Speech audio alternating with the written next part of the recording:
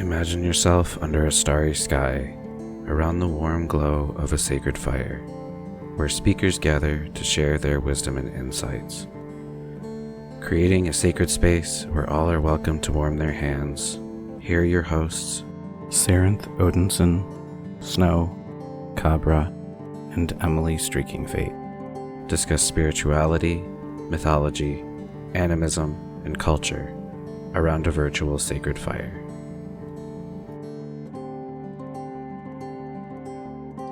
Won't you join us around Grandfather Fire?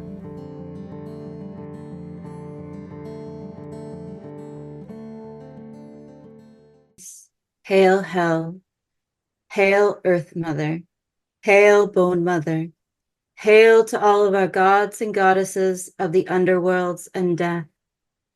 Dua Aku, hail blessed dead, hail to the ancestors who walk with us. Hail to the dance, hail to the cycle, hail to the beginning and the end, hail to birth, hail to rebirth, and to those who tend the in-between. Hail to the bridges and their guardians. We invite you to gather with us around this sacred fire, oldest of bridges, in love, in frith, and in community. Santa Muerto, we welcome you and yours to our gathering tonight. May our hospitality be worthy. Vestuhat.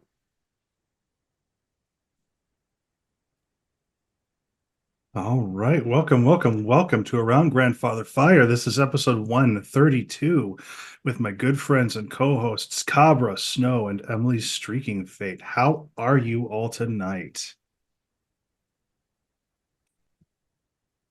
I'm stoked. It's the first day of Pride, at least in the United States. I am continuing to do my elemental work of sort of dealing with being and not being all four elements at the same time. And I went on a little bit of a chase with Beleth as a doorkeeper in the southwest of the ceremonial magic circle for a hot minute. They've currently scooted off, but the spirits have with me have a tendency to come and go before they get seated properly somewhere. So little pajama cat man will come back when he's ready, I'm sure. So, real quick, what is Belith? And since they come and go, are they also a chameleon?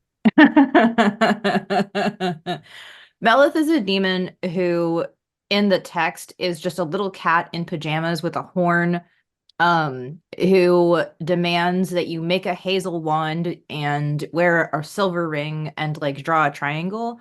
And the triangle in the southwest corner of the circle is in like a lot of different grimoire lineages. And there is also there are like, I know this is going to sound weird, but I'm having like a personal experience connecting dots that probably don't actually connect from like an academic standpoint. You know how it goes. We're like, that's not a real pattern, but we're going to work with it. There's a thing in a couple of the things called a baldacanensis seat, which is just like a throne with a sort of 3/4 way covering over it.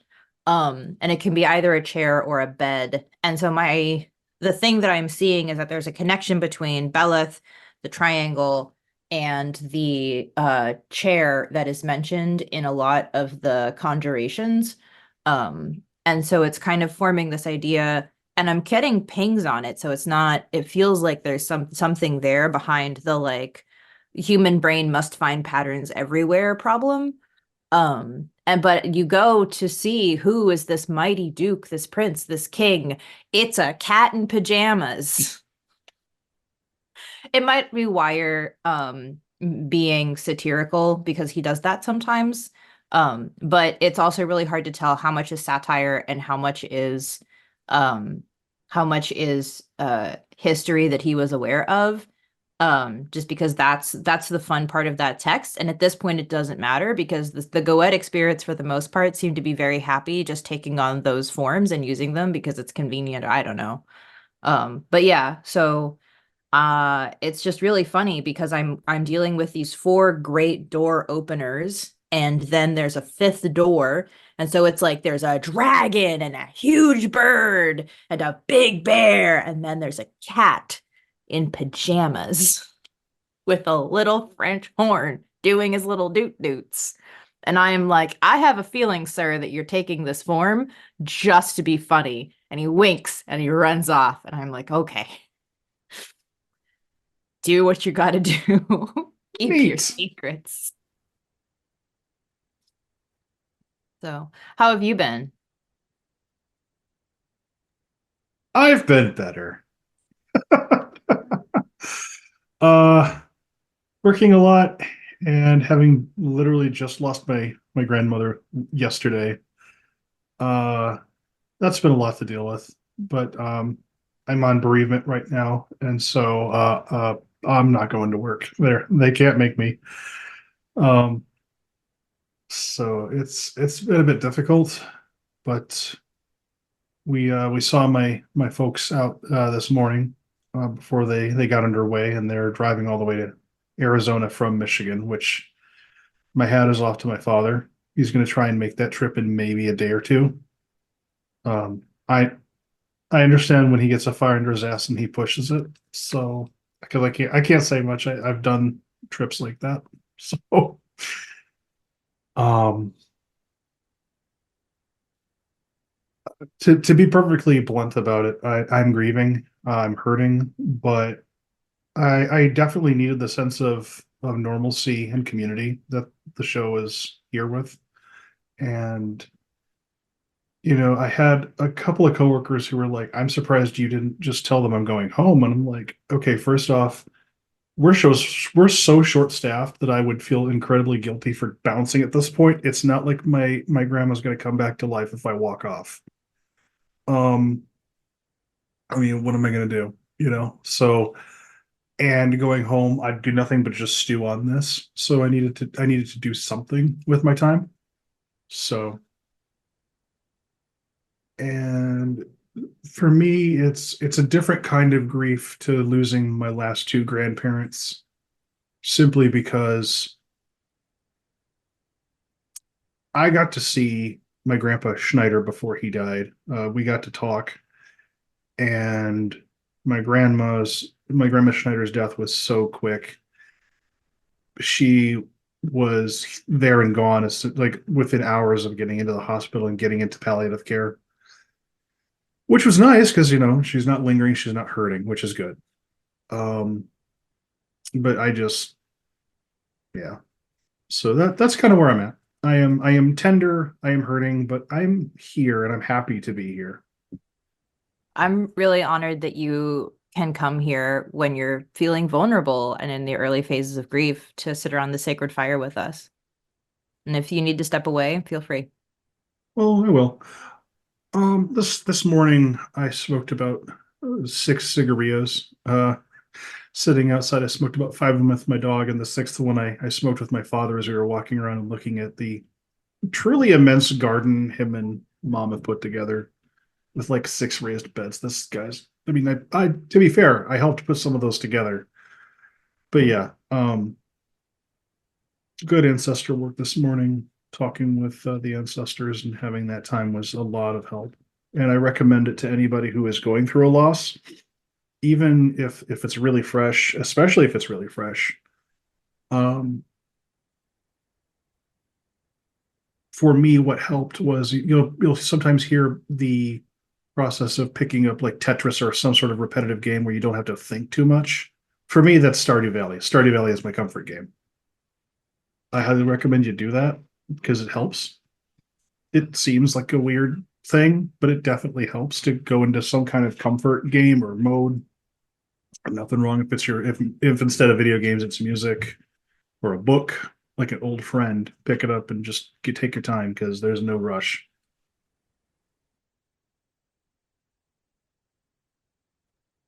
Right, somebody else. How are you, Um, Emily? I am doing decently well. other than the recent tragedy that has affected Sarenth and the family. We had a great Zoom discussion with our Saith group this week. I had a really fun, like, magic and life discussion with some friends recently. So that's been really nice. I'm slowly incorporating more time for meditation. It's one of those things that's been very much over for a very long time. My spirits have pushed me about it, and I have always been a bit off and on resistant. But the older I get, the more apparent it becomes how necessary it is and how beneficial it is. I am currently in an initiation process with PAC again, with the PAC tradition. And so that is greatly increasing my need for meditation time, reflection time, and journey time. It's been pretty nice weather, a little bit cooler recently. So I've been getting out into the forest with the doggo and connecting with the Landvatir a lot. That is a key part of my almost daily spiritual practice, I would say, that really helps to ground and center me. But yeah, it's with the tragedy that's affected Sarenth's family, we were able to spend a little time with their parents this morning and then some extra time with their brother, which was actually really nice. It was nice to have that quality family time, even if it is a time of grieving. And I'm glad that Sarenth has some vacation coming up, so we'll be able to have some more family time together before they have to go back to work. How about you, Snow? Yeah, no, I've been all right. I did my presentation on the underworld last weekend, which went really well, and I've had positive feedback from that. People said they enjoyed it and learnt things, and it was fairly extensive and comprehensive, which is very nice to hear. That will be on YouTube soon, TM. At some point, I'll let people know when it's up, as soon as I know when it's up. Yeah, other than that, the only other thing is, I mean, I guess I got engaged. That happened. Yes, I got engaged. Woohoo! Congratulations, Congrats. Thank you. bonehead. Yes, as I was saying to friends, my girlfriend came to visit last weekend, and then my fiance left. I don't think they saw each other in passing, but that happened. Congratulations. So that was rather nice. It's as exciting as I get. I'm English. We'll Yeah. take it. Yeah. It was nice. It went well. An affirmative response was given. I'm just very excited for you both. Thank you. Yeah. And So that's how I've been. definitely keep us posted on when your presentation comes onto YouTube. Yeah, I will do. I've already had a couple of people say that they couldn't see it live, but anything vaguely underworldy they are interested in, so they want to check it out. Yeah, because it had something of a narrative thread going from kind of Egyptian ideas through to what I'm doing in my Gothic heathenry, so fairly extensive for like an hour's presentation. It was a lot. Before I forget, I also want to point out that the Troth Moot is coming up starting this next Thursday, which is June the 6th. And it is Yes. online for anybody, not just Troth members. I'm going to be doing 2 workshops. Snow, did you put in for workshops on this one? I did not. Probably a wise move, considering you just did the Teuton. I'm going to butcher that word. Fiji's Comraton, yeah. The Comraton, yes. Yeah. I'm going to be doing 2 workshops myself, one of which is talking with. No, wait, scratch that. It's 3 workshops. talking with trolls, being a spirit worker, and heathen mouth magic. Did you say mouth magic? Yep. Colgate are sponsoring. Tagline, what that mouth do. Wait, so is it like, I know in some traditions you put things in your mouth before you do prayer because it's supposed to empower the breath or sweeten the breath. Is it that kind of thing? Or is it like you're going to give yourself a tongue tattoo? Like what's... What I like to imagine is Sarenth's going to sit there for an hour and learn live on air in front of an audience how to play harmonica. What I imagine it will actually be is Sarenth's Galder and chanting and such. There's that, yeah.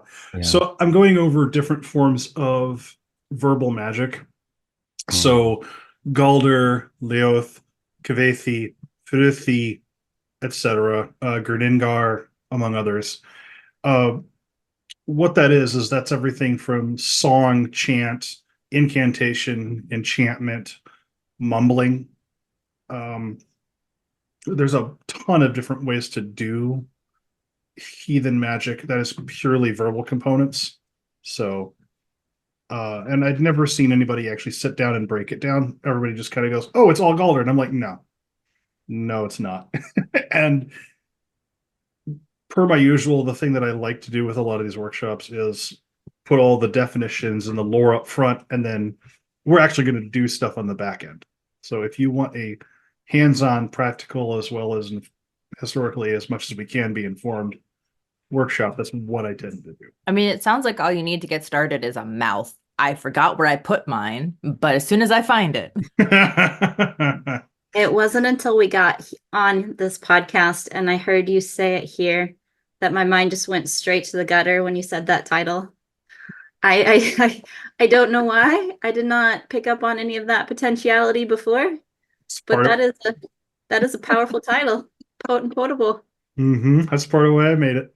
Before we get any farther with the terrible adult jokes, does somebody want to introduce our guest? So would you mind? Sure. So I guess today is Stephen Patrick. Stephen is a spiritualist who shares his gift of mediumship with others in order that they may develop and progress on their own spiritual journey. Stephen has been a Santa Muertero for over 15 years, and with his knowledge of herbalism, Stephen works closely with the spirits of the dead to bring healing and balance to those in need. Stephen is also a local historian and is currently working on researching and documenting the history of the Spiritualist movement in Rochester, New York. So welcome to the show, Stephen. Hello. Good to be here. Very good to have you. So I guess first off, for those who are maybe unfamiliar, could you maybe kind of give a quick rundown as to what exactly spiritualism is? I will try and be as quick as I can for such a complicated topic.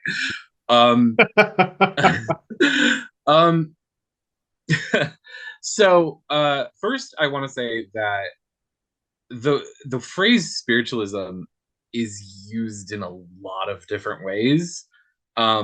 And part of that is actually due to the fact that as like a religious movement, it's actually very underdocumented in terms of like academic study. And so because of that, the language is just used pretty much however anyone wants to use it. But to like kind of break it down, the spiritualist movement as a historical movement started in the late 1800s in upstate New York, which then rapidly spread around the world, like almost to the point where there's very few other movements that really kind of spread this fast, this quickly. Part of that was due to the fact that it was like kind of in conjunction with like just the world becoming just a smaller place. Like right around that time, there were so many scientific discoveries and things like the telegraph and the telephone and all these things being developed. And so it kind of just, the idea was like, well, we can like talk across continents now. Why can't we talk to the dead? That kind of was where the era that it grew up in with a lot of spiritual change and things like that. So anything connected to that movement is technically spiritualism. And so that's a very broad category. To narrow it down a little bit, as a religious tradition, there is spiritualism kind of like with a big S, spiritualism. This means it's connected historically to that movement and developed in different places and in different times as kind of a religious, philosophical, scientific belief with the idea. If you could, there's a definition that an author of mine kind of came up with for the broadest implications, and it's basically you believe that life in some form continues after death, and that we have the ability to communicate with those that have kind of made this transition. And so from there, you get a bunch of different offshoots. So you get people that are more into like the scientific aspect of it, which today kind of comes out to like paranormal investigation and things like that. You get a philosophical element, which we don't see as much. It kind of hybrid itself to the other two. And then the religious one, you get developed in kind of different ways. So in America and most of the English speaking world, including England, they kind of developed into spiritualist churches. And those even kind of subdivided into their own traditions of spiritualism. And then like you also get kind of another subdivision of those, which is Spiritism, which developed in France kind of as a reaction to the early process of spiritualism being very unorganized, which then that spread to places like the Caribbean and Brazil. And so all of these different traditions they have like a root, like kind of to all come back to the spiritualist movement. So kind of to fall back into what you said, a spiritualist is someone whose spirituality, life philosophy is based on the idea that we can communicate with the dead. I'm sorry, that was a lot longer than probably a short description. No, that was great. And I appreciate the kind of history in that, and it's also the mention of the different geographical evolution right there. So I suppose what brought you to spiritualism then to begin with, and what sort of beliefs, if any, did you have kind of prior to that? So again, complicated story. I actually kind of grew up sort of in a family that was like spiritualist, like adjacent is sort of what I say. So my family is basically kind of like culturally immigrant, Italian American immigrant Catholicism. So spiritual, but not like heavily like not like very Vatican Catholicism. Praying to saints, belief in angels, devotions and stuff, but nothing beyond that. And so I kind of grew up with this like there's like the saints and there's the stuff you do at church, and then you can also go talk to a medium or go to a psychic or things like that. And part of this is because when I was very young, like a little kid, I was born here in Rochester, New York, which is basically more or less the birthplace of spiritualism. We have kind of like Rochester in and of itself is a center of spiritualism, and then to like the west, like out towards Buffalo, there's Lilydale, which is basically like the Vatican of spiritualism. And so it kind of, to a lot of people that live here, it kind of is always something that's kind of in the background. That being said, my family wasn't like they didn't really go like attending spiritualist churches, and they weren't like a member of it, but they absolutely would have, like if you ask them if they were spiritualists, they would say no. But then if you ask them if they believe that you can talk to the dead, they would say yes. And like, or if you like believe in seances and psychic phenomena and things like that, like, oh, absolutely, of course. So that was always kind of there. Even growing up, when I had like experiences of mediumship as a little kid, my family was very, very, very like, I don't even want to. I feel like supportive is like an unusual word, because it wasn't necessarily support. It was more like, well, of course, you were like seeing dead people. That's a completely normal thing. And instead of like being like, oh, that's weird, they'd be like, well, what did they say? So it was just sort of just part of how things were in my own family. I know not every family's like that, but it's just kind of how my family was. I actually, when I was 11 years old, moved to California, and that was actually where I spent most of my life in Southern California. So even though I kind of have this connection historically with Rochester and it's where I live now, I actually am pretty much Californian. Like I'm very not part of like when I moved back to Rochester, complete culture shock after living in like the desert for like forever. Um, uh, I hadn't been in snow since I was like 6, and I found that it's not as fun as it was when you were 6 years old. Uh, uh, so when I was in California, and I was a teenager, I had always had experiences of mediumship, um, and psychic phenomenon, things like that. But it was kind of there where I was like, oh, this is probably something I should try and work on. And so I was kind of exposed to like again, very weird, complicated mix. I was exposed to like Caribbean Espiritismo as filtered through Mexican folk Catholicism. um, and so some of the first books I read on like developing mediumship was about like Allan Kardec and Spiritism, which is a spiritualist philosophy, but they have their own rituals and things of that nature. So I kind of started developing on that note, which helped tremendously in my own personal life. And that was when I started doing readings and studying things and just being a little bit more organized about it.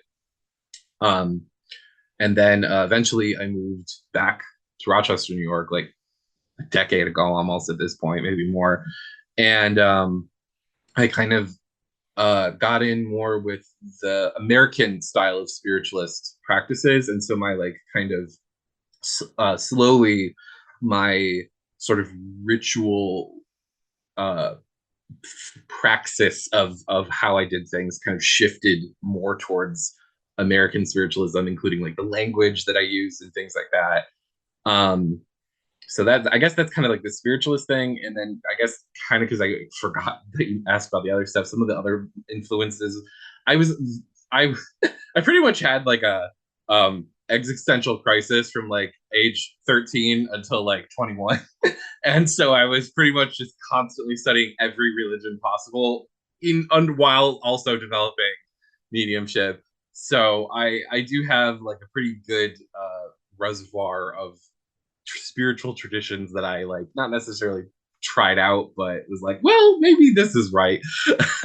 Until I kind of got to the point where I felt comfortable with kind of where I am. But I would say the biggest influences are sort of like that folk Catholicism that I was exposed to when I was younger, which also kind of got uh, a little bit more increased when I had gone to live in Southern California because I saw what other people were practicing around me, which was Mexican folk Catholicism, which is incredibly similar to the stuff my family was already doing. Um, and then that kind of hybrid itself with spiritualism. So complicated answer. I really feel like I have a better sense now of like where we're starting from. And I would really love, if you don't mind, digging into some of the differences when you say you moved back to Rochester and your practice shifted to a more American style of this sort of loosely affiliated umbrella of mediumship centric practice spaces or spiritual communities. What are some of the more concrete things that changed? Like, this prayer gets replaced with this prayer. We move from music to humming. Like, what are some of the more concrete changes that you wound up finding working for you? So I love this question. Thank you for asking this. Because this is something I love talking about, and not that many people like ask about this. So for traditions that are influenced by Espiritismo, which when I'm talking about Espiritismo, I'm specific. There's a bunch of different kinds of Espiritismo for one, because that's just basically Spiritism in Spanish. And so the practice that kind of started in Cuba, that is practiced alongside Afro-Caribbean religions like Santeria and Palomayombe and things like that. That those traditions kind of have spread around the world, as has Spiritism, and so a lot of those traditions are practiced in are or actually more recently being practiced in places like Puerto Rico and Mexico and things like that, where they were actually kind of had their own thing going on, but regardless. So when I kind of was in California, some of the things that I did were maybe, if for those who are more familiar with like a spiritismo, so like they some of the prayer books that they use were written by Allan Kardec, and they have very, the prayers are, some of them are just straight up Catholic prayers. Others are the language is heavily influenced by Catholicism, despite the fact that Kardec actually hated Catholicism. But they're very they're very if you've ever just read a Catholic prayer, you kind of know the direction I'm getting at. They're very like I, this humble soul of like worthless worthless meaning and things like that. I have like I have like 10 books of prayers in Latin and English from Yeah. various branches of like both institutional and like esoteric Catholicism. So like I have been there. It's like, Yeah, please and send me a vision of my Lord Jesus Christ unto mine eyes which have sinned, unto my mouth yes. which has sinned, right? Into my ears which have sinned. So Like you've read and Kardec. and and while I do think that those prayers have value to them in certain instances, they're not, I've moved to a place in my own life where they don't really have that much help to me. Like they don't help me as much. So and then other things too, like so the ritual aspects of things. So like people have personal altars, and they usually are referred to as like bovedas, which are little small tables where you have glasses of water, and you kind of attend to your ancestors and spirits there. And that was kind of what I had, in terms of like a ritual practice, that was when I was introduced to kind of spiritism and spiritualism from that perspective, because I had known about American style spiritualism because I had kind of grown up knowing about it, but I wasn't really part of that community where I could actually like see it. Whereas where I used to live, I could see it. Like if you went to like any of the botanicas, they'd have the statues of the little glasses of water and the candles and things like that. And it was right there. So that was what I kind of went with. So to shifting to kind of American style spiritualism, American style spiritualism, and this is again a very loose definition because there's a variety of different kinds of American style spiritualism. The institution of them tends to focus around spiritualist churches, at least from an organized perspective, because you can absolutely be a spiritualist without attending a church. The word church is used, but many of them are not Christian. Some are, like in the some are Christian in the loosest possible sense. like they in no way believe Jesus is God. They don't have any kind of Trinitarian theology. It's more of like a Christian aesthetic to spiritualism. So Jesus may be like the master teacher. There are like spirit guides that may be like Catholic saints, but they are not like part of that Vatican or even like Trinitarian Christian thing. So anyway, the way I like kind of kept an altar was one of the first things that changed. Uh, there's a very old school way of spiritualists of working with spiritualism, and I kind of tend to be more on the traditional older side of things. And so instead of a bovida, you have a candle altar, which is very similar to like if anyone ever saw like an old Catholic lady's little altar where there's like lace and candles and things like that, and maybe a statue of a saint or something like that.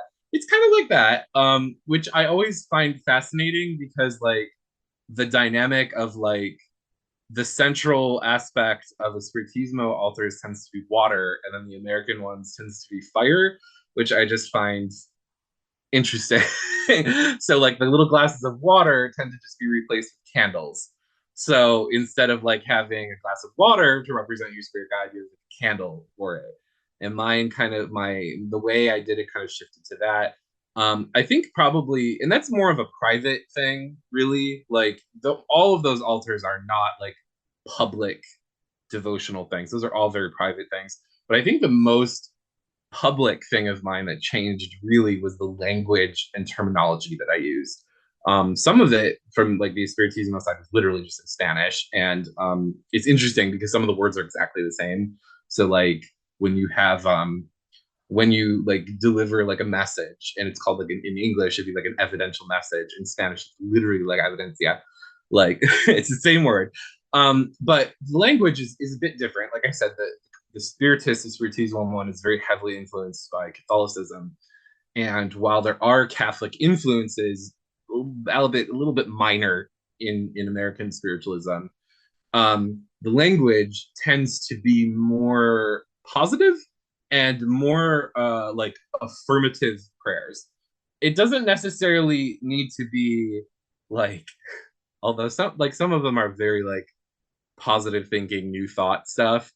A lot of them it's just a prayer is just more like a statement, like, and I feel like that also just shifts the mindset of like how you're praying, whereas one is sort of like I'm sort of just submitting myself to God's will, like kind of going to that thing like, oh, I, a humble sinner, put myself like in your will and your will be done type thing. Spiritualism is more just like I'm gonna like just speak this into existence.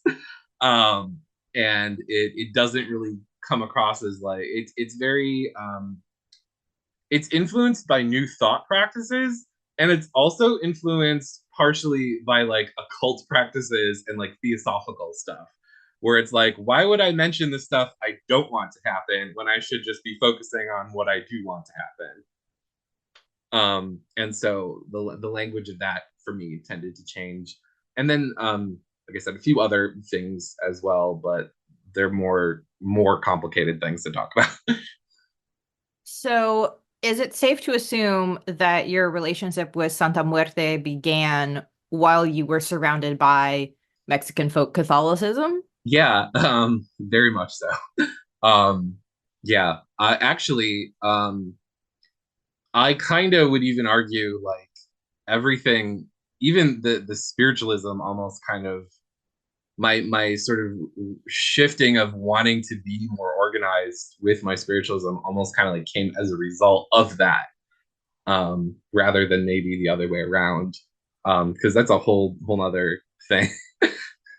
But yes, it did come because um, when I first went to a botanica, I in where I lived in Southern California, she was the main thing there. Like there was a community of people that practiced, like I said, Lugumi or Santeria. Um, but it was like you had that, you had Spiritismo, and then you had her. Um, and then there were and some other folk saints that people were very, very popular that are prayed to, like Our Lady Guadalupe and Saint Jude and things like that. Do you have other saints, not from like any of these folk Catholicisms, that you have a relationship with as well, and she's your main one, or is she the only saint you have this sort of ongoing relationship with? Yeah, I have a ton of saints that I pray to. I'm in my office and there's like 20 little tiny statues that I don't even pray to right in front of me. They're just there.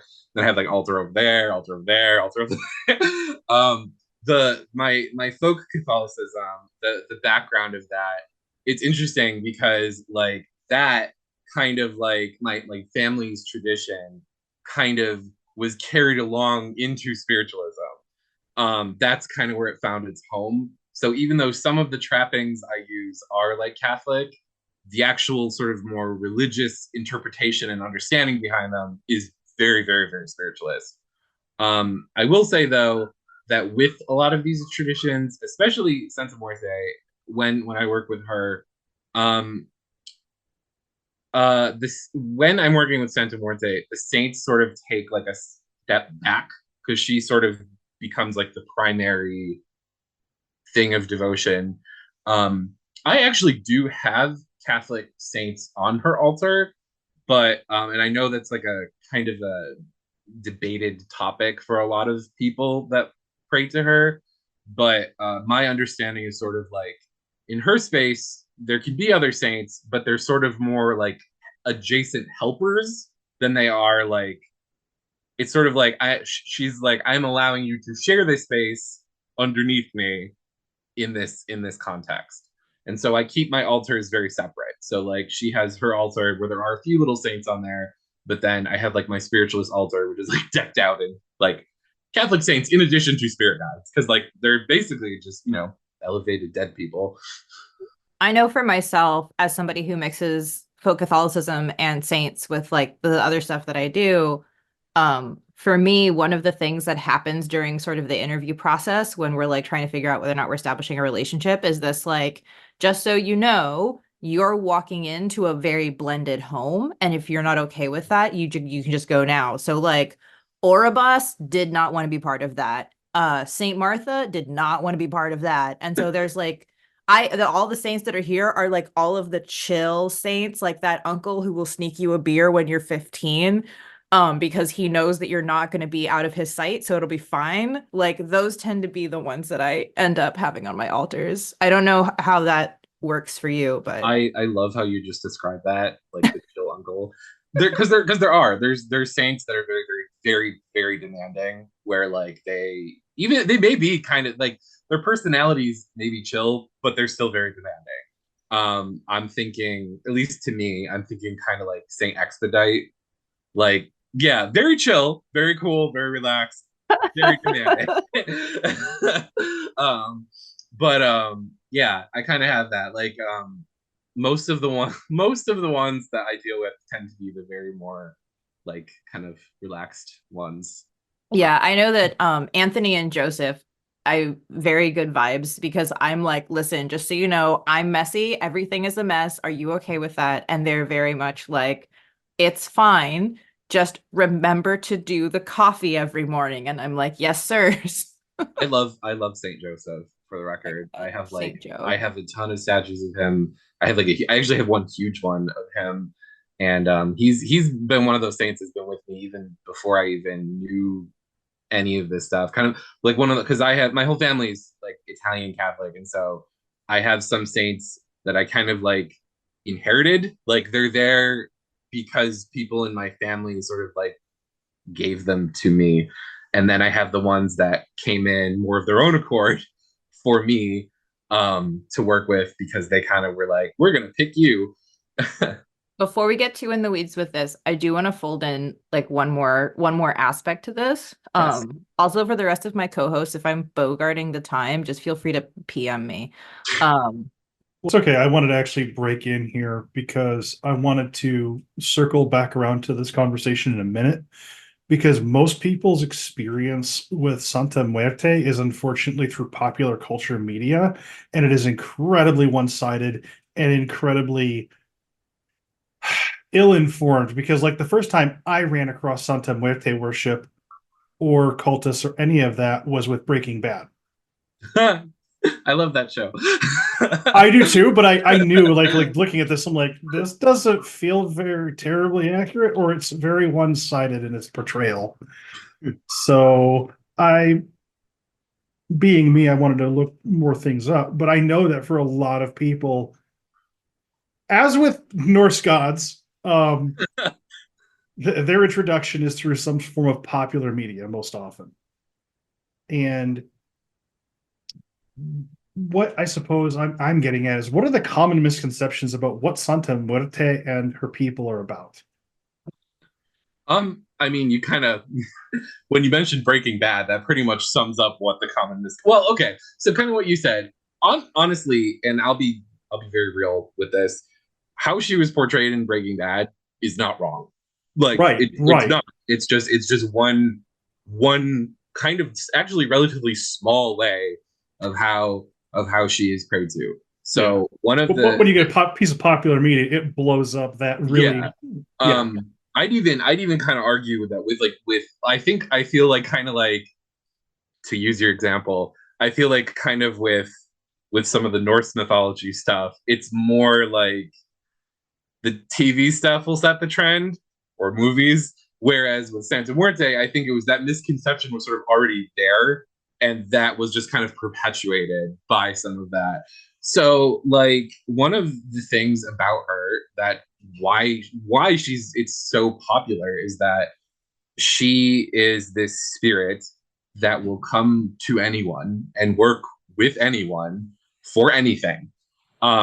There are, I guess, like kind of spiritual metaphysical implications of how that will affect people, but on a surface level, she'll work with anyone.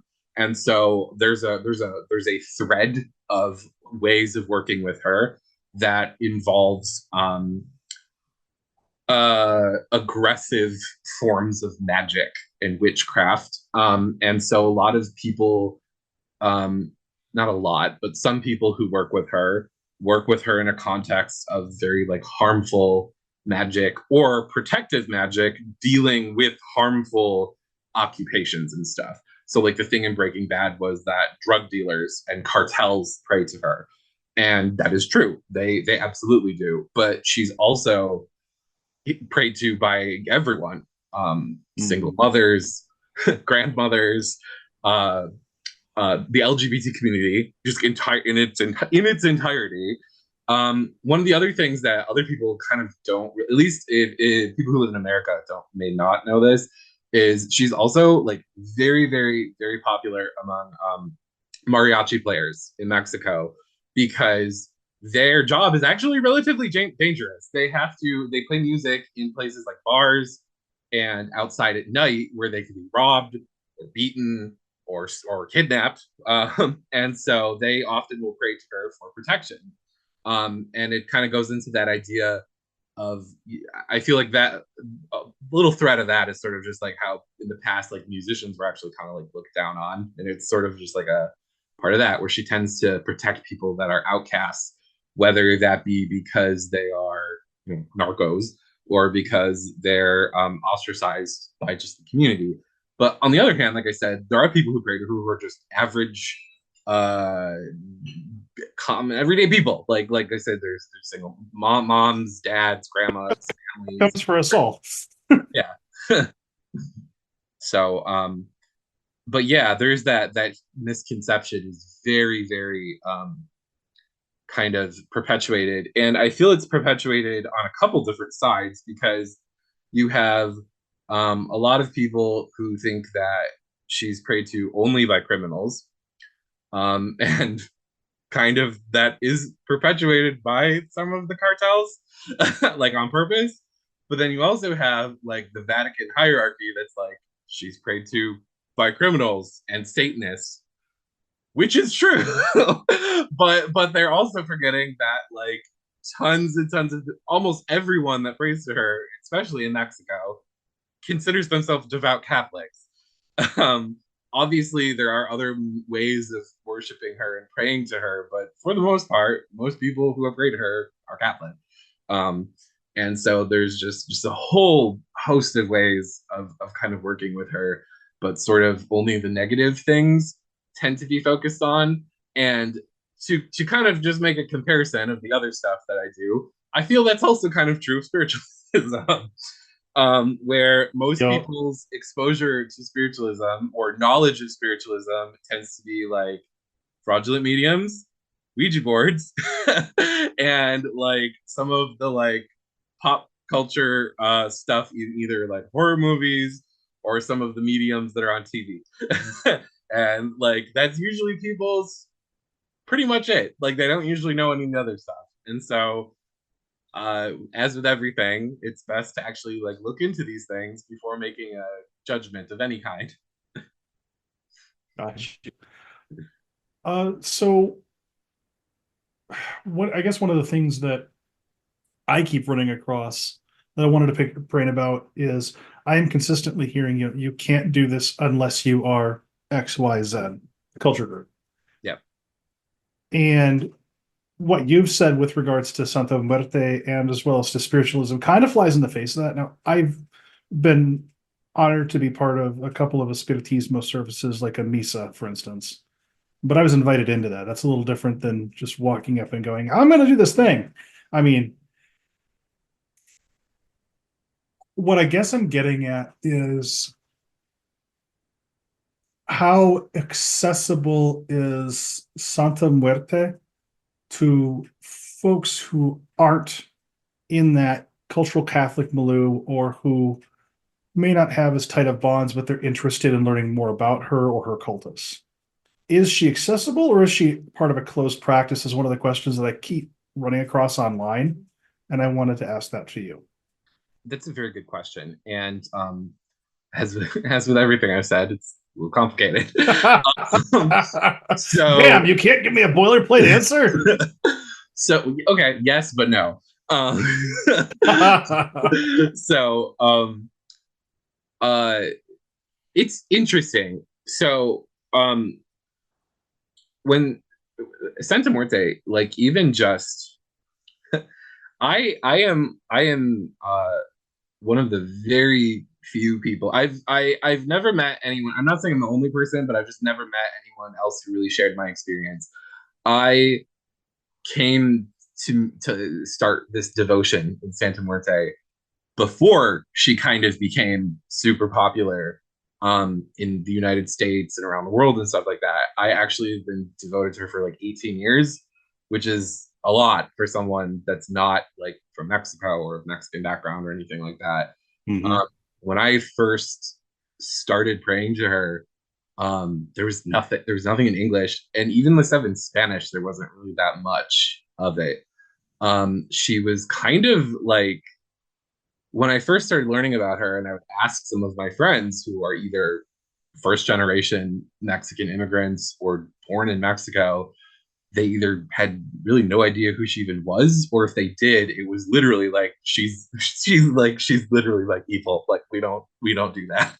And this is including some of my like more witchy friends that were um into like kind of like witchy stuff, and they still were like from their own background. They're like, no, I don't do that.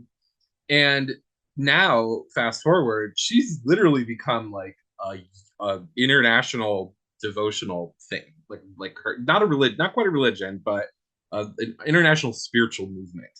Um, so in that sense, part of her, part of this a way of doing this devotion is universal.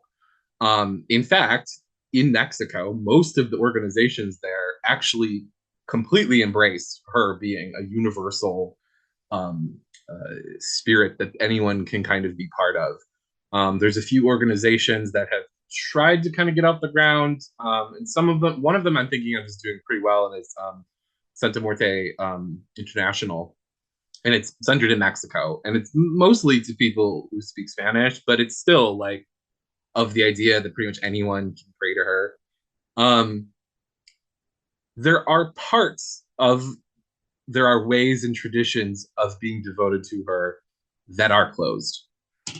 These are family practices, and so in that sense, those are things that they're close to pretty much anyone, unless you're like blood relation or maybe even have like a direct spiritual teacher that you're dealing with.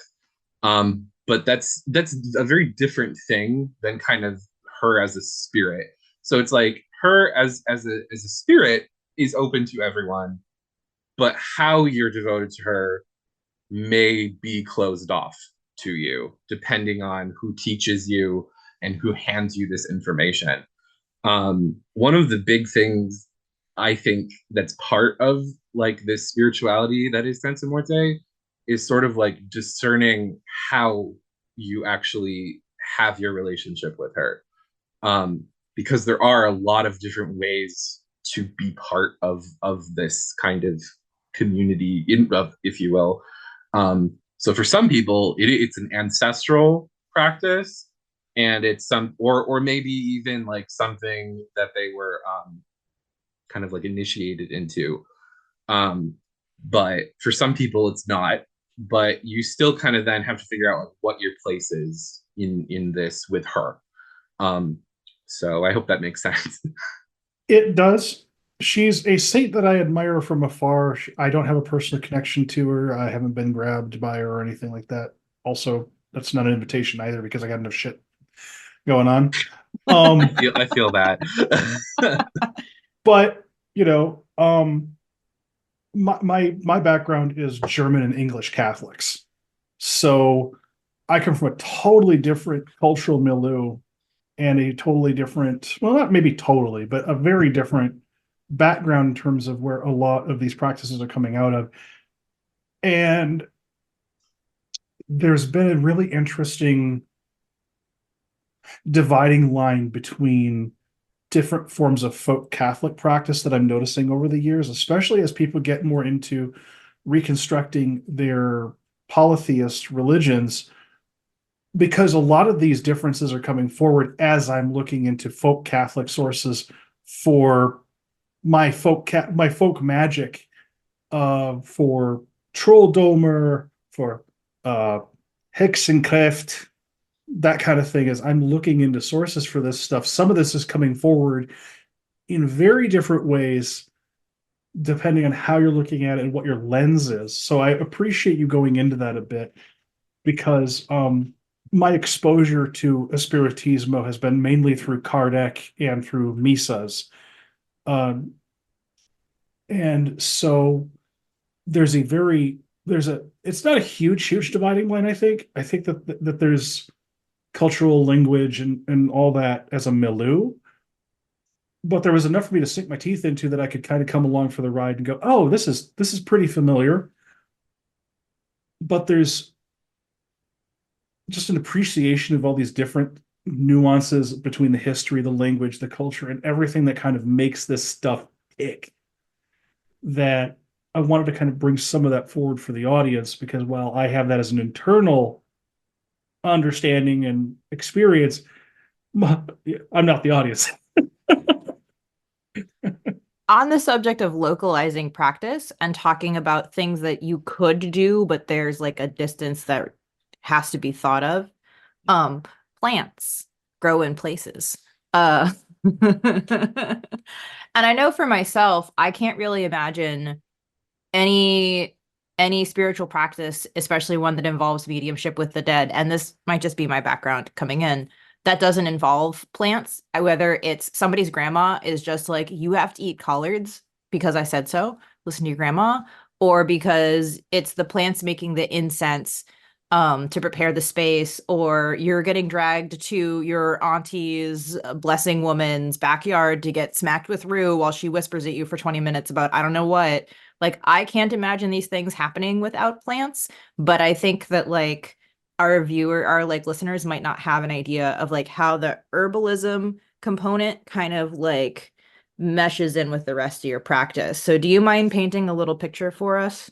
I would love to. No one ever asks me about herbalism, so I'm very happy you guys have asked that. I am married to an herbalist, so if I don't ask, I will be in trouble later. Which, like, do you want me to focus more on like Santa Muerte or on like spiritualism, or just talk about both of them kind of briefly? All of it. Yeah. All of the things. Okay, so well, one of the things that I'll start with for like Santa Muerte, that's kind of just, I think this is a good way to kind of divide the two things that we were just like combine the two things we were just talking about, localized stuff and then initiated practices and stuff. So when I first started learning about like Santa Muerte, a lot of like I said, there was like nothing really in English. There were some books, not that great books, and even then most of them were in Spanish, so I'd have to like kind of make my way through them slowly. And the healing practice that is kind of with Santa Muerte is literally like the localized healing practices that are practiced in Mexican folk Catholicism. I don't even want to say like, because it's not just Mexican folk Catholicism, it's just Mexican healing practices, because you don't actually need to be a Catholic to practice them. You have people that are indigenous traditions that practice them in Mexico. You have people that are Catholic that practice them. And even people who like may convert to other things, Jehovah's Witness, Pentecostal, that are very popular down there, they will still use like kind of an herbal practice. Maybe it's just they may just be calling on like, Jesus instead of the Virgin Mary. So that herbal tradition kind of grew along with Santa Muerte. So a lot of people who worked with her were like the healers, like curanderos and stuff like that. And so they would do like the limpias with the rue or things like that. So I saw a lot of that going on. Like people in the public market where I used to live, there were, which is how I actually kind of learned about Santa Muerte. I go to the public market, and there were vendors that sold stuff, plants and things like that. And so they'd have like a little statue of her, and they'd be doing their healing stuff. So there is that kind of like uh,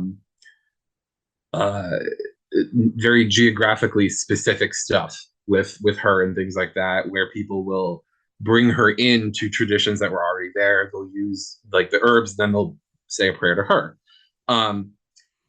However, something else that happened was that Espiritismo and Santeria and Palomayombe and all of those Cuban religions actually came to Mexico in like the 1970s into the 1980s, and made a huge impact from like the religious like field of things. And so a lot of herbalism, especially when it comes to magical stuff and maybe even some of the mostly magical, but still some of the medicinal stuff, a lot of the plants that people now will use if you go to like the botanicas and stuff like that are actually Cuban.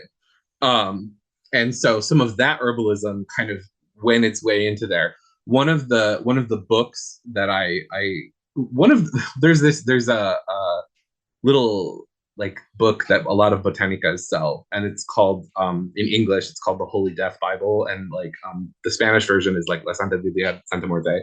And it's interesting because you have like the Mexican folk practices, and then in like the little rituals it'll be like you need like an abre camino, like palo abre camino, which is like a Cuban thing. Like so they like kind of fuse together.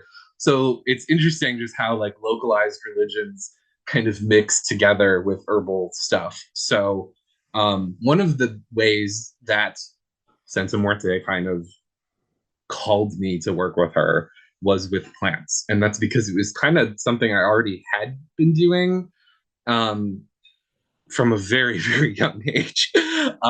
Just ranging from medicinal stuff to spiritual stuff. And so one of the kind of first experiences I had was I'd be like praying or working with her, and then I'd feel the need to like be like, you need this, or this herb needs for this and stuff like that. And it was just interesting because sometimes I would see them, but I wouldn't really know what they were. And I'd have to like go find out. So that was a whole interesting experience.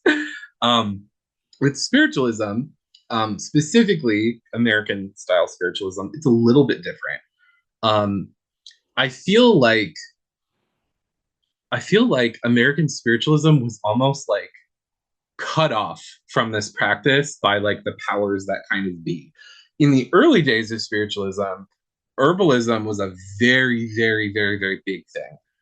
You had mediums that would, and like I said, I'm specifically talking about American spiritualism. You had mediums that would have their spirit guides put them into a trance, and they would literally tell people like, you need to go this is what you're sick with, you need this herb, boil it into a tea, go take a bath, which is pretty much what you experience, what a lot of other people would be familiar with it with the spiritismo.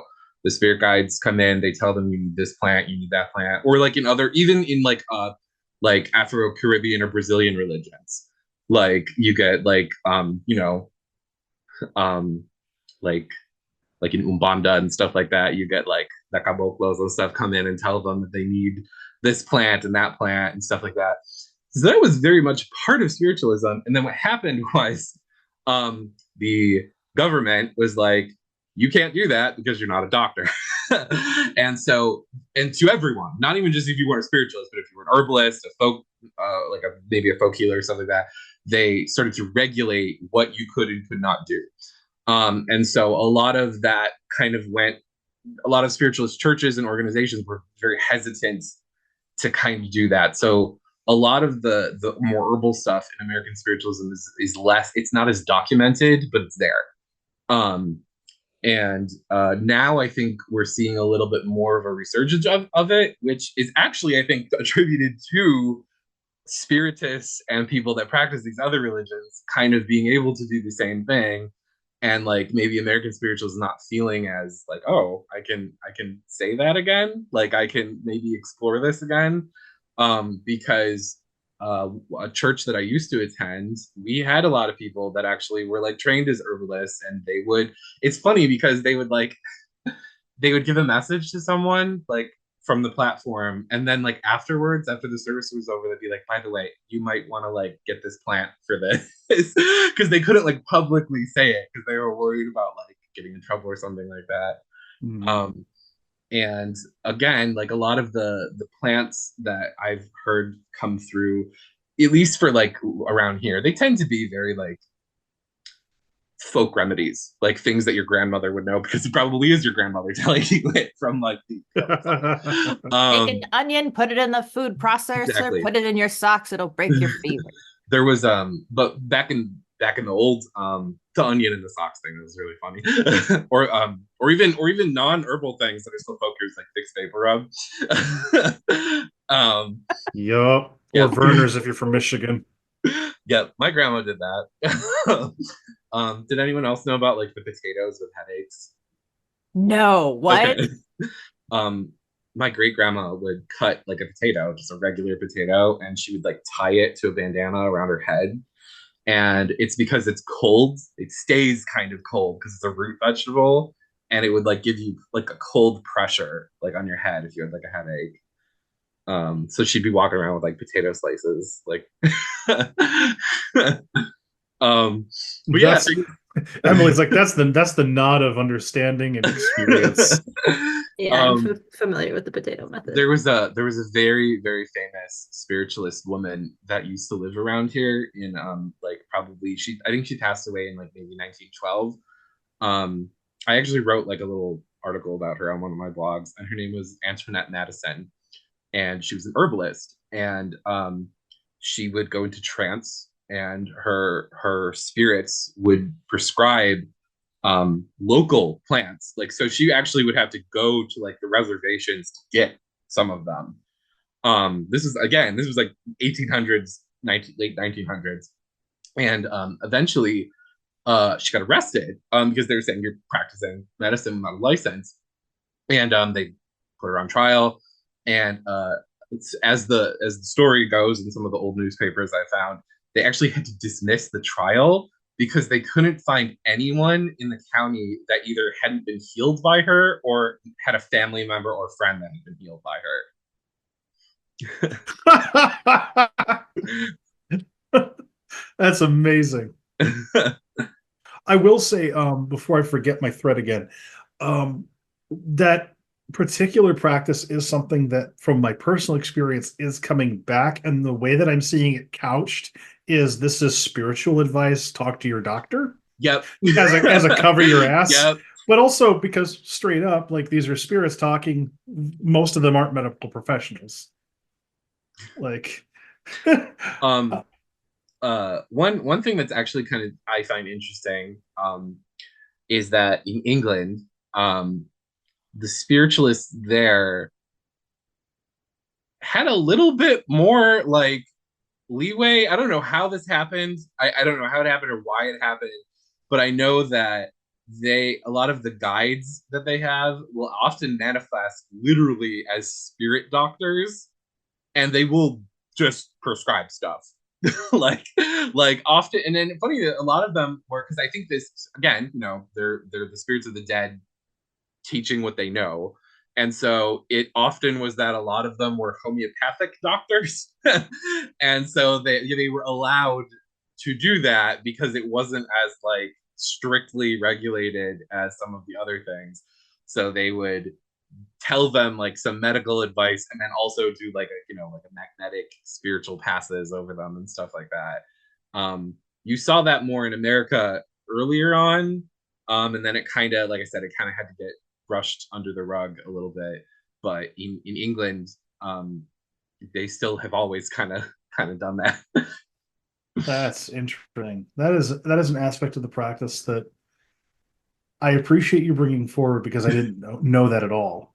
Because what I'm used to hearing about is like the laying on of hands or transference or that kind of thing during like seances or during misas and that kind of thing. And my personal experience with misas has been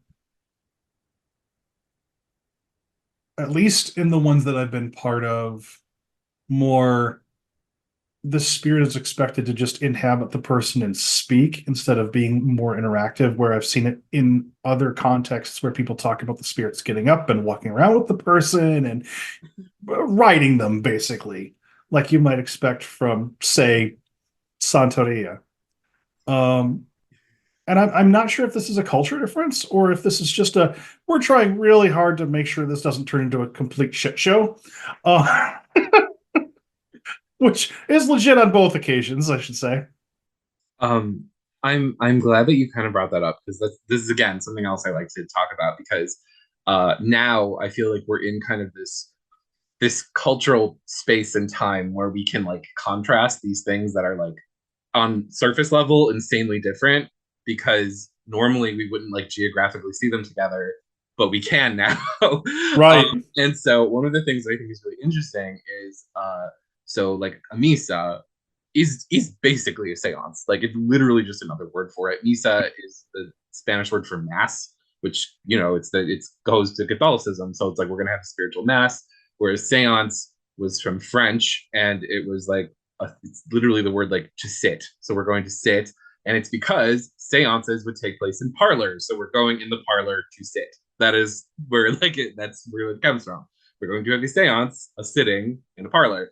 And the verb, it's not used as like, the word is not used as much now, but like there was the same word that you would say if you're like, I'm going to go to like the theater, like I'm going to go sit, like watch a show. And so seances and misas are, I think, more similar than people imagine. The thing that is different, though, is because of different influences, the types of mediumship are certain kinds are valued more. So in Spiritismo, trance is profoundly more emphasized, and part of that comes from African Caribbean religions. That being said, Spiritismo is a spectrum. So if you were in Cuba and you went to a Spiritismo Cruzado, where it's like crossed, where you have people who are like Santeros and Paleros and stuff like that, you'd see more trance. Yeah, that was my experience. Yeah.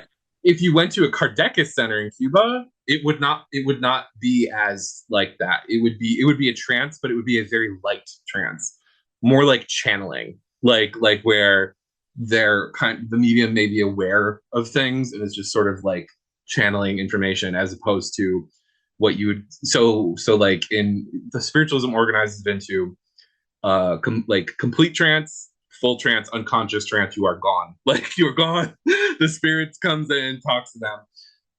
Semi-conscious. You're in the trunk, as we sometimes say. Then there's like a semi-trance, which is more like you're in a daydream state.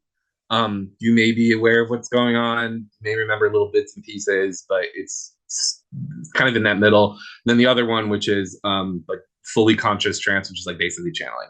So in spiritualism, you don't see this as much, but it's there. Like trance medium stuff is still very, very much a thing. The difference is in Espiritismo. Again, when I say Espiritismo, I'm specifically talking about like Espiritismo practice by like a lot of people who do African Caribbean stuff. They don't. Again, I'm not a sweeping thing here, just a very kind of specific thing. They often do not have like centers, or if they do have a center, it's in someone's basement or it's in a botanica. And so the misa is a very private thing. It's something that you were invited into as a guest if you are there. It is a special thing to be invited to something like that. And in American spiritualism, a seance is the same thing. It's very small, it's very personal, it's in someone's home. You're invited as a guest if you are there. And so you are in a safe place for it. The difference, though, is that in American spiritualism, they're actually developed a form of public mediumship. And so what happened was the kind of the type of mediumship that was most valued was stuff that could be demonstrated publicly. So you can't, falling into a trance publicly is a bit dangerous, if not like just frightening. And so so often in American spiritualism, and to an extent British spiritualism and English speaking spiritualism in general, clairvoyance, clairaudience, things like that were tended to be valued more from a public perspective. And so that kind of eventually carried over into pretty much all aspects. So you don't see trance mediumship as much, but it's there. But it's because of sort of like what was deemed important and culturally important, religiously important, and what was deemed not in these two different kind of spheres of influence. But it's interesting because they both are so similar. Like, obviously, so if you go to like a spiritualist church service, it's not going to look like what happens in a misa. If you go to a seance, it will look exactly like a misa often. There's prayers, there's songs, there's people might go into trance, there's other stuff like that. And actually, I've found from my experience that American spiritualists tend to actually be a little bit more open to like other forms of mediumship occurring in a seance, because that like cultural expectation of like, if it's not trance, then it's not that great. It's sort of like like we'd rather you go into a trance. Whereas in American spiritualism, they're more like, as long as the information is coming through, it doesn't really matter what it is. So I've just noticed that some of them, they tend to be a little bit more kind of, there's a bit more variety in spiritual gifts in that sense. Now, that's not true in every, I know it's not true in every sense. I'm not making sweeping judgments. Because I always know there's always going to be someone that's like, well, that's not always true. I understand the boilerplate disclaimers, because it's one of those things where you start getting into the nuances of your experiences and practice, where you got to be like, okay, this isn't across the board for everybody, I'm just but gonna like a little sign that's like allegedly true, and just like hold it up. I'm a little curious now that we're kind of talking about seance and trance and all of this. Like, you're a medium, right? So you have relationships with the dead that involve some amount of mediumship. Yeah. Which dead do you find yourself in what kind of relationships with? I mean, we all obviously have some relationship with our like blood ancestors and family of origin, but like, do you have lineage ancestors? Is it ancestors that died, people that died where you now live? Is it just some random guy named Bob from the 1800s who just happened to be really good at mediumship and is now teaching you how to have the secret juice? Like, what does that landscape look like for you? That's so funny. So this is actually one of those situations where I feel that like Spiritismo and spiritualism are almost exactly the same, but they just use different words. um, so you have Spiritismo has a very specific, like, again disclaimer, not all of them. But Spiritismo has often, as we may see a lot online, they have very specific spirits that come through. Same with a lot of other things that come from like maybe the Caribbean or South America and things like that. And they tend to organize spirits based on either like their ethnicity or the nation they were from or tribe they were from. They tend to organize spirits on what they look like. In American spiritualism, they used to do that, and then around the 50s, it started to change to where spirits are often referred to what they do instead of what they look like. And so, and again, even in spiritualism, these are more like useful tools to help in mediumship development, because in the end, you are contacting a spirit that is an individual that had a background and a life, and they can't just be boiled down to like one tiny part of their identity. So there's a bunch of philosophical things in different forms about why different spirits come. They all kind of it all kind of boils down to that they come to you because in some capacity you have like a thread of a connection to them. How that is may vary depending on what kind of spiritualism or practice you do. But it's like you said, there's your ancestors that's connected to you by blood. That may not be the case in everyone, in which case they're connected to you maybe by love. That's a huge connection. They're connected to you because they were in your life. or they're part of your family. And so in that sense, there's like blood ancestry, and then there's extended ancestry connected, like your chosen family, kind of. The next one, if you want to think about it kind of in that way, is sort of like, because this depends based on what your kind of metaphysical perspective is, because not all, because in spiritism, reincarnation is very much a thing. In spiritualism, more optional. A lot of spiritualists nowadays believe in reincarnation, like almost all of them. I've very rarely met anyone that doesn't. But historically, there's different reasons. So like it may be, so like my teacher, who is a wonderful 83-year-old firecracker who has been a spiritualist for a billion years, she would say that you have your spirit guides because these were the teachers that you chose before you were born into this life. So it's sort of like you made that decision jointly with these spirits to come into this world. Another example I've heard is it's sort of like a vibrational thing. Which is basically, again, same thing, different language, because your choice would still be a vibration. You know, it's just a matter of speaking. So for me, and for everyone that is a spiritualist, you kind of have to go through this period of discernment to know and learn about who these spirits of the dead are that work with you. They sometimes do seem random. Honestly, some of them seem random as hell. The deeper you get into this, the more you find out that it's not. Often, sometimes you'll have these things that you're obsessed with as like a kid that you just don't know why. And often it's because you've had a spirit with you that is like communicating to you these things in this language that they know, through symbols that they know. And it's them just trying to like teach you things. So often you'll be like, well, I have this. So sometimes it's not, I have this interest. This is why I have this guide. Sometimes it's, I have this guide. This is why I have this interest. And so again, and then that boils into this connective thing where you have these guides around you that are there to kind of help you unfold whatever the destiny you have in this life is. And so there's a bunch of different theories about why that is, but it all seems random on the surface until you kind of have to just look into it. But like but the one thing you did say obviously is that I guess the one where there is a little bit more of an obvious answer where like your ancestors are with you because of that, and then also there's like a lineage thing, because so for instance for myself, I'm part of like a spiritualist society. And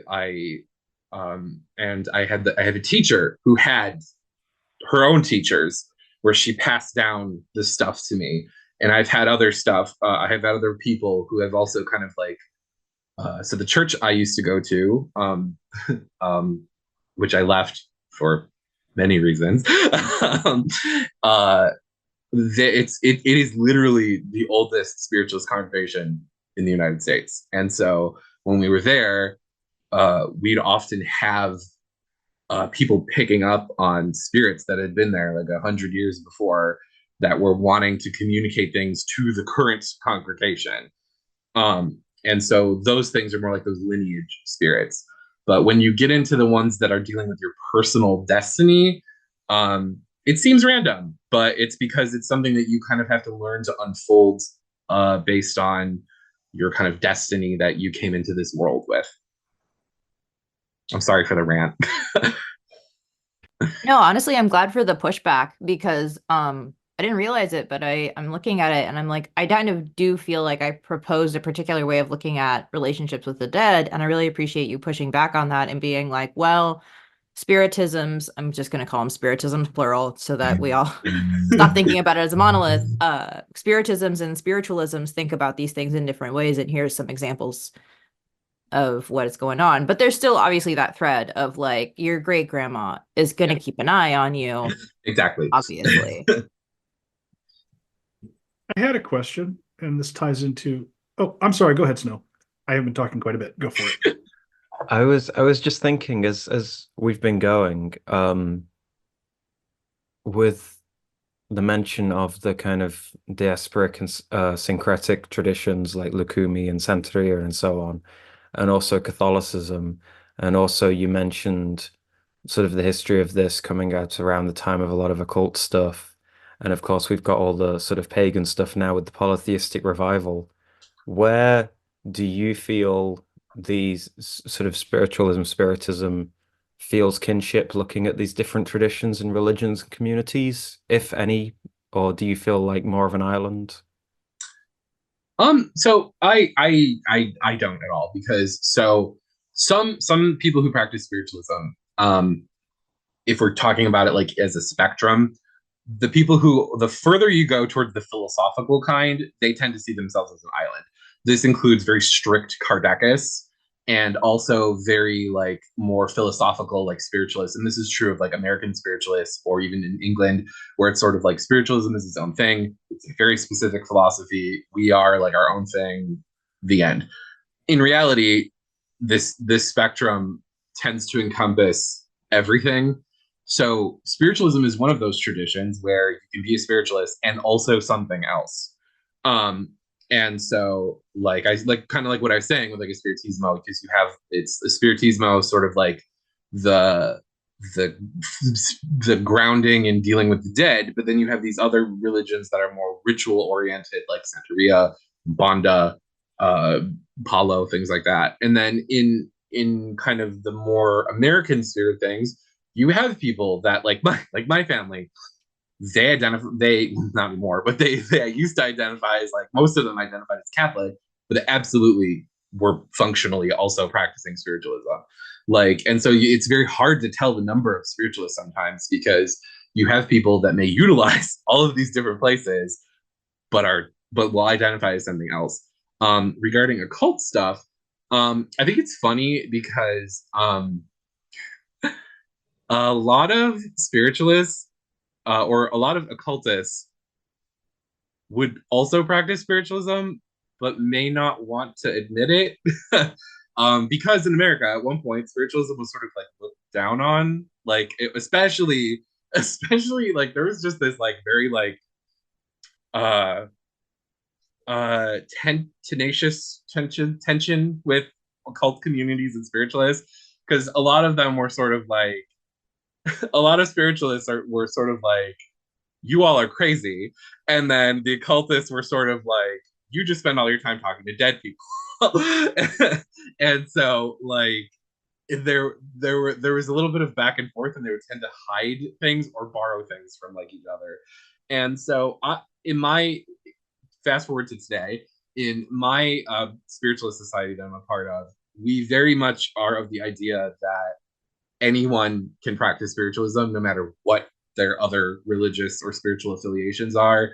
We have like our little list of principles. If you agree with them, that makes you a spiritualist. Anything else you have is your own stuff. So in my group, we have people that identify as pagan. We have people that identify as occultists. We have people that identify as Wiccan. And the point where we all come together is the spiritualism part. But when it comes to other ritual traditions, we feel that everyone should just be able to kind of express their own um, their own path. And I in particular am very in favor of that, because everyone has a different gift and a different calling and a different background. And so if we all want to come together kind of like to deal with more like ancestral things, I think that's perfectly fine, because we're all connected. We're all going to be dead eventually. So this is a connector point for everyone. Ritually, what you do in other spaces doesn't necessarily matter really, like to other people. Um, and my group we very much made that stance as a reaction against some of the pushback that we had, where it was like, no, spiritualism is an island, and you need to give up anything else before you come in here. And we kind of were like, no, absolutely not. That's insane. No, that's really cool and it makes sense. And it's kind of nice to hear that you have that kind of broad, all-encompassing view in your own group. Um, so in this kind of, I'm sort of picturing a three-circle Venn diagram that you're sat in the middle of spiritualism, Santa Muerte, and the herbalism. For people listening who are curious about kind of any of those three, And there may well be three very different answers to this. But what advice would you give to people wanting to begin getting into spiritualism, begin becoming a herbalist of sorts, or begin a relationship with Santa Muerte? I'll start with the easy one, which is if you want to be a herbalist, go outside. Like, Oh, what the fuck? I'm out. like it's crazy just to even. I mean, it's funny, but it's true. Just because, like, I mean, if you need to know about plants, you should know what they look like and what they feel like. Not all of them. Don't feel all the plants. Please don't feel all plants. I'm gonna go touch a stinging nettle right now. But you need to have an awareness of what they're like in nature. Obviously, wow, the spirit communicates very strongly. Yeah, yeah, and I would just, I mean, my answer to pretty much, but my other short answer to all of them is just read.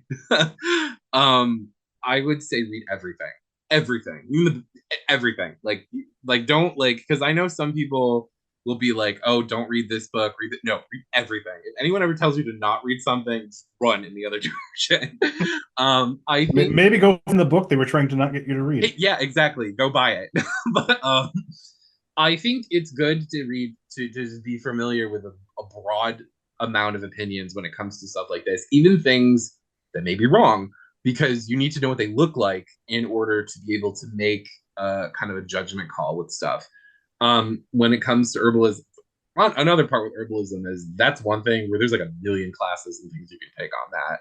Like that is not like that's not a closed practice at all. If we're just talking about like traditional herbalism for healing and stuff like that, even spiritual herbalism, there's all sorts of ways you can learn about it. Even if all you know is just like some of the like folk names and stuff like that, that is a big deal because you're keeping that going. And just reading things like that is helpful. But again, go outside. Like it's good for you. Well, again, not everyone. No sweeping judgment. With spiritualism, I would actually it's spiritualism is one of those things, especially American spiritualism. There's not a lot of easily accessible books just like on spiritualism, funny enough, like especially American style spiritualism. With the spiritismo and stuff, we're actually seeing a little bit more. So that's really why in that sense I would say just read as much as you can, because it is just you need to have a very broad spectrum of ideas and stuff. And again, there's so many different types of spiritualism. There are communities too where you can go. Like I know, so in America, there's not a ton of spiritualist churches anymore. There's a good amount, and often a lot of them just don't advertise. So like if you look up some of them, they may be just an address, and you may have to actually go there, because some of them are just some of the spiritualist churches are just they're very low tech.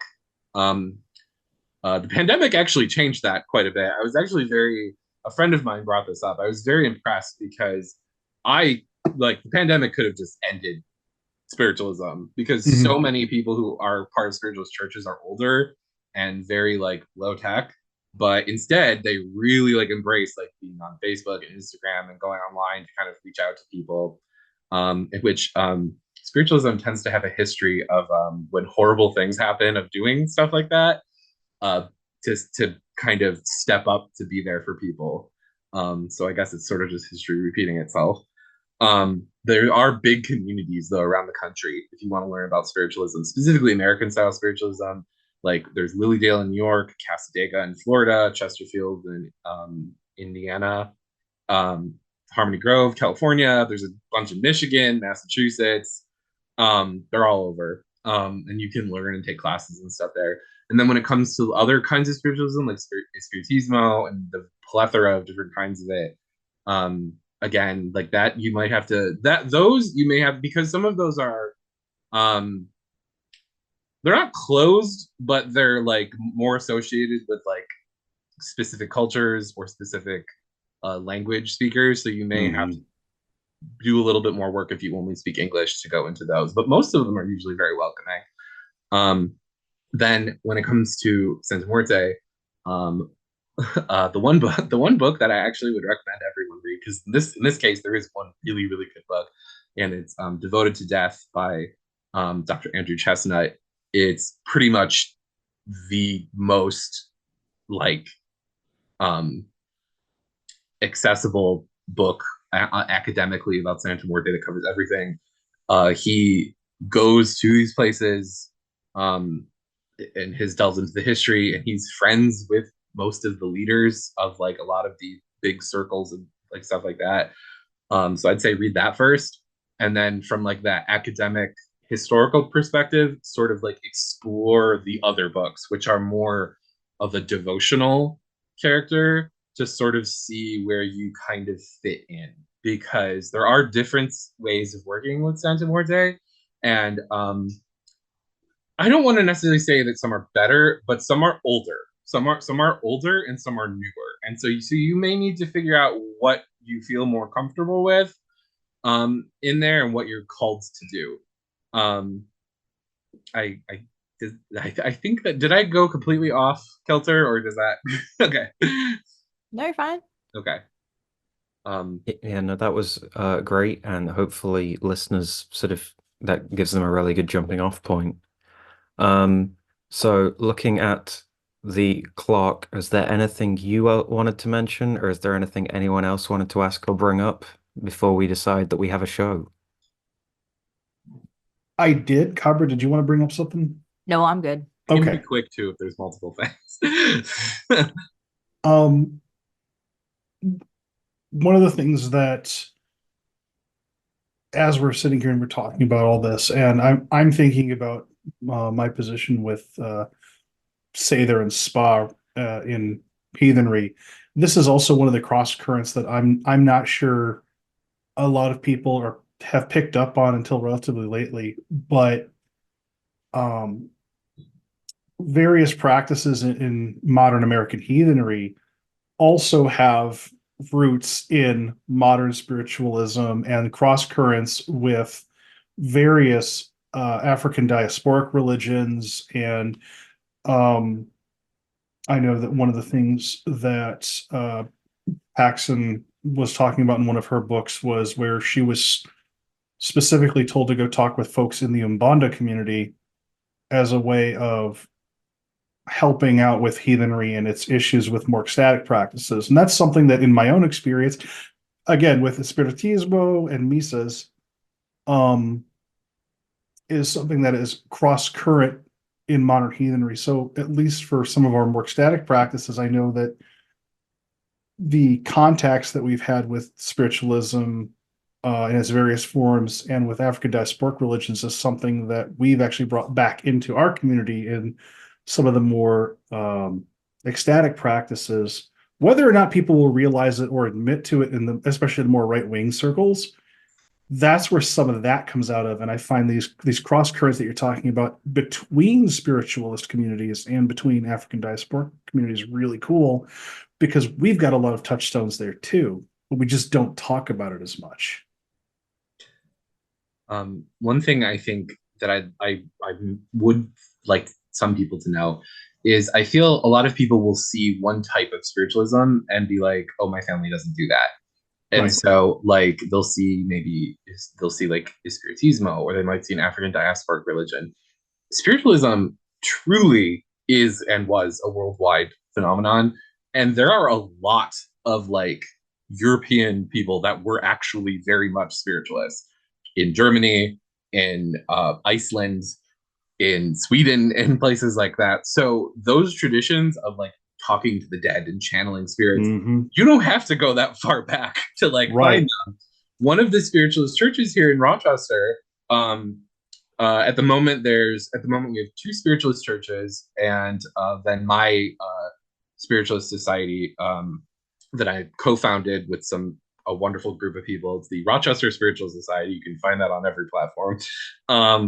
But this other spiritualist church is actually founded by a German immigrant, a woman who's a German immigrant to the United States, and she was a spiritualist, and she she came in as a spiritualist from like she was already a spiritualist in Germany and had that with her. And like one of the books that she taught with in her congregation that was still taught from kind of going down the way was a two textbooks that were written by a German spiritualist in German that was translated into English.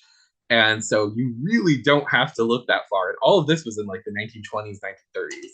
So you don't like, I mean, obviously you should appreciate these ancient like heathen traditions and things like that that go into there. But you don't have to look, but if you want to find someone similar to that, you could maybe look to like your great grandma or a great aunt or something like that.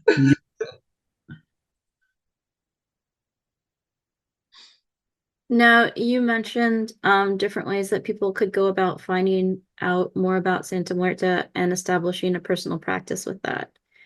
And you mentioned that you came across Santa Muerta originally by going to a local market. I am curious in the development of your personal practice. Was that more through local conversations?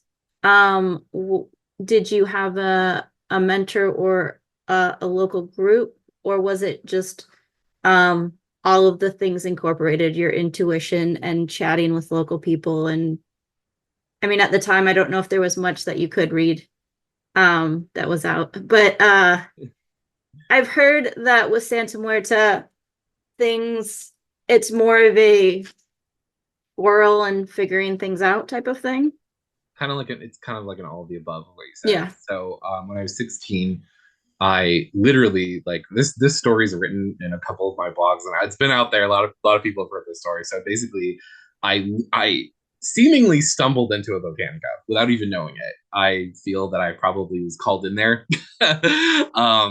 under powers that are unseen, and ended up just my whole life changing from that point on. Literally, like the entire course of my life happened because of that.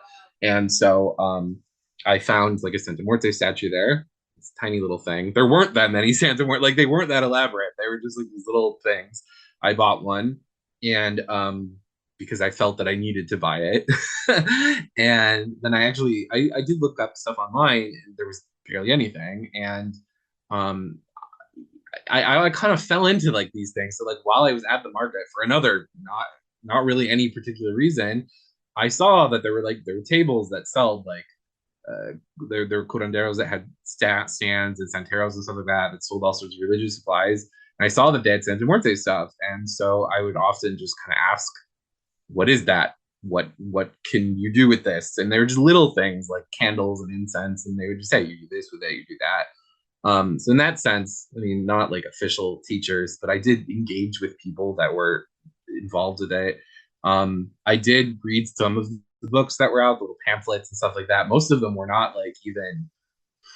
They were just like their prayers. Most of them. There were a few like books that had like ritual things and spells and stuff in them, but most of them were just prayers. Even the stuff online, there was really not a lot available, and so as I got more into this, it sort of I got to see it when it was so small, and then as I saw it was so small, it became this huge thing where more and more people were talking about it. I always have kind of stuck with a more traditional way of doing it, like where it was very like folk Catholic way, um, with some other little things in there, but very kind of more reserved than I feel like some other people are, which is fine. It's just kind of how I dealt with it.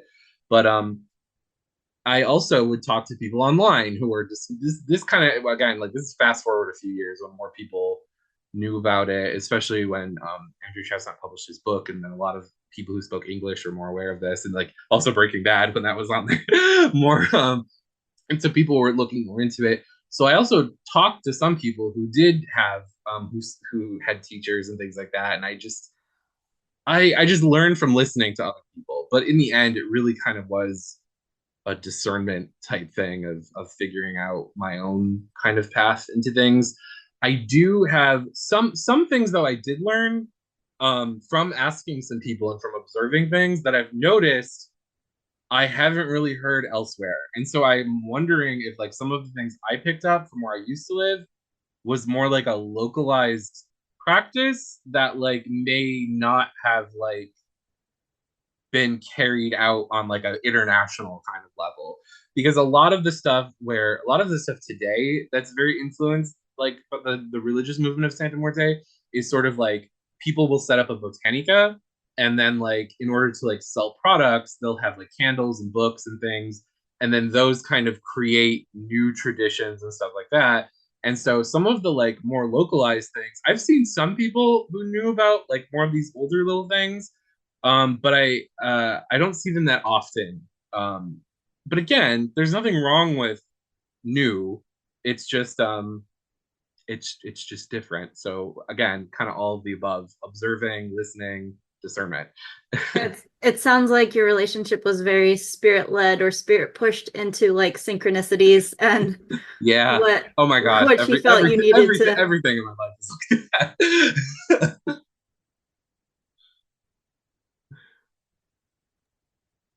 I really appreciate both the depth that you've been willing to talk and the breadth you've been willing to talk. It really speaks to the varieties of experience and learning that you can get into, that we are only scratching the surface, and so much of this depends on what your local community looks like. Yeah. And I think I think that um diversity in stuff like this, in having different traditions together, is amazing. I don't mean like I'm gonna collect all of these things like Pokemon badges. But I like where people can kind of like coexist with different traditions overlapping maybe, and they kind of like help give each other something. I feel like we all have different gifts and different callings for a reason. And so we can all kind of help each other and help each other learn and stuff by sharing these different ideas. Absolutely. Well, as we're starting to wind down, I would really appreciate you plugging your pluggables. Where can people find you? Okay. So if you go to StephenPatrickSpiritualist.com, that actually has like my links to everything. And pretty much all social platforms, I am Stephen Patrick Spiritualist. Um, I would also like to just throw out there my Spiritualist Society, which is just this amazing group that I'm part of in Rochester, New York. It's the Rochester Spiritualist Society. And kind of like I said, it is a spiritualist group. Everyone is welcome to it, no matter what your background is or who you are. And I think I have that linked on my website too, and if I don't, I should. But like any of the stuff I have, you can find me under Stephen Patrick Spiritualist, so that's pretty easy. Yeah, the link we have for Rock City Spiritualist is ROCCITY spiritualist.blogspot.com. Yeah. Yeah, that's like my history one.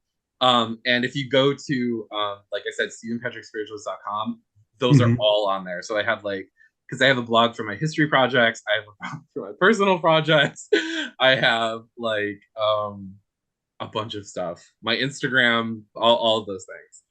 Awesome. Facebook page, everything. They're all on that one website, StephenPatrickSpiritualist.com. And then if someone, for some reason, like if someone wants to talk to me or like contact me for like a reading or any of those services, you can do that through the website. But I would also recommend just on Instagram, because I basically live on there. Good to know. Thank you. Thank you. I also really appreciate the breadth of just experience that you're bringing to bear in this, because it really gives the texture of a lived experience. It's one thing to read an academic who's like observed the communities. It's another thing to talk with somebody who's like lived among these practices, and it's part of your life. And I appreciate you bringing that flavor, that texture, and that experience to the table. Thank you. I kind of, at a certain point in my life, I kind of made a choice to like break away a little bit from the internet. And I'm not saying that everyone needs to do that, because some people can't. Especially like when we see like with what happened with like the pandemic and stuff like that, it is an insanely useful tool for some people who may have to be connected by like, because they can't, because of maybe disability or something like that. But I do think something can be said for like, maybe if you can, trying to build like a community else outside of books. Like, because I think some people just um bury themselves in academic things and then they don't talk to other people. So even if it's not necessarily like an in-person community, having a community where you're like engaged with not only like-minded people, but like just people with different opinions. Because like if you're just in one group with one opinion, things usually kind of come out as a shock when you engage with other people. So I just think kind of experiencing different people with different gifts and different callings is something that's important. The important part of the human experience. Yeah, I really appreciate you saying that, and I think that's maybe a great note to end on, and something we very much strive for with the show. And I really appreciate you taking the time out to come onto the show and come and talk to us. So thank you for that, Stephen. I'm very happy to be here. So yeah, as for us four, Cabra, you want to go first? Where can people find you and your things? Yeah, I am still at steelcitywitch.com, and I am on YouTube as Steel City Witch. Emily. I am still at streakingfate.wordpress.com. Sarenth. You can find my work at sarth@wordpress.com if you want to commission me for a reading or for writing a piece of devotional poetry or a topic. You can find me on patreon.com/Sarenth Odinson. You can also find me on pretty much every social media as Sarenth. I'm on Twitter, Instagram, Mastodon, Facebook, all the things as Sarenth or Sarenth Odinson. How about you, Snow? You can find me at snowthegoth.com or linktree/snowthegoth, and all my things are there. When my presentation from the Comraton last week is up, I will let people know, and it will be linked to from my things. And for some of our listeners, you may have had issues finding our podcast. Just to let you know, you can find us on all the places now. You might have to search again on things like Spotify, but we should be up and running again. If you find any more problems, please let us know. All right. Well, I really again want to thank Stephen. Thank you so much for joining us. I want to thank all of our Patreon followers and sponsors. Just to let people know, you do not have to be a Patreon member in order to be part of our Discord. The Discord is for free. The link is wherever you can find our podcasts, and it's also on our website. Please, please, please check us out. Come join the community. Stephen, this also is extended to you if you wish to come and join the Discord. I really appreciate all the time that you've been able to give to us tonight. And for all of our listeners and supporters, thank you so much. And we thank you for joining us. And we will see you next time around the fire.